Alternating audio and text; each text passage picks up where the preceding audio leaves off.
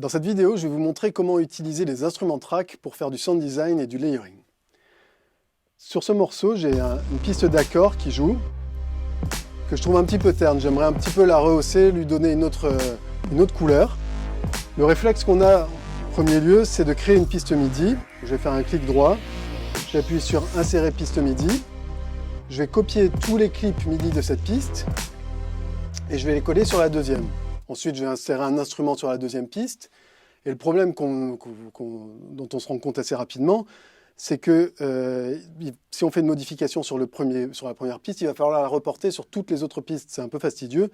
Alors que Live propose un outil qui est très puissant et qui permet de faire ça beaucoup plus simplement, c'est les racks d'instruments. Donc pour créer un rack d'instruments, je vais sélectionner tout ce qui se trouve sur cette piste. Donc d'abord l'opérateur, l'instrument, et ensuite tous les effets. Donc je vais faire commande A. Donc là, il y a tous les effets de la piste qui sont sélectionnés. Et si je fais un clic droit et que j'appuie sur Grouper, toute cette chaîne d'effets va se retrouver à l'intérieur d'une boîte qui s'appelle un instrument track, qu'on voit apparaître sur le côté ici. Si j'appuie sur ce bouton-là, on voit la chaîne qui contient l'opérateur et tous les effets. Et donc là, je vais pouvoir rajouter différentes couches d'instruments. Donc je vais rajouter un premier instrument. Je vais prendre un wavetable et je vais aller dans les winds et prendre ce son, qui est un son un peu flûté. Je vais aller sur la partie du morceau qu'on écoutait.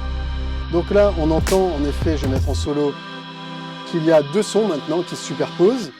Il y a celui-là, je le mets en solo, qui est celui que j'ai rajouté, et le son d'origine, qui était mon opérateur. Donc je peux avoir les deux en même temps, je peux baisser, je peux régler le volume, le panoramique, indépendamment, j'ai un mixeur à l'intérieur de mon instrument track. Voilà, et là on se rend compte qu'il suffit maintenant, si je veux faire une modification, j'ai toujours un seul clip à éditer et la modification va se reporter automatiquement sur tous les instruments. Je pourrais aussi rajouter un autre instrument qui n'a rien à voir. Par exemple, je vais prendre un son un peu plus sec que je vais déposer en plus. Donc maintenant j'ai trois chaînes, trois sons qui sont déclenchés à chaque fois qu'il y a une note qui est jouée. Et à ce son-là, je vais rajouter un arpégiateur que je vais placer juste devant l'instrument. Donc voilà, on a une autre couleur qui vient de se rajouter au son. Je peux éventuellement, si je souhaite, rajouter un effet juste à ce son-là. Donc je vais prendre par exemple une reverb que je vais déposer à la suite de l'instrument. Il faut faire attention de ne pas sortir de l'instrument track ici. On voit que la bordure de l'instrument track est ronde, alors que la bordure de l'instrument est carrée. Là, je peux modifier la reverb. Ça va s'appliquer juste au son qui est arpégié.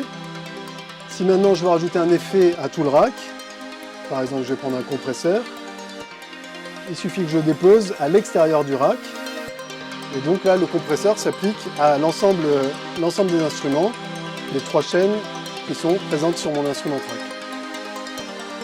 Voilà une utilisation possible des instruments track. C'est un outil qui est très puissant pour faire du sound design et je vous invite vraiment à vous plonger dedans. Ça va vous ouvrir des possibilités infinies.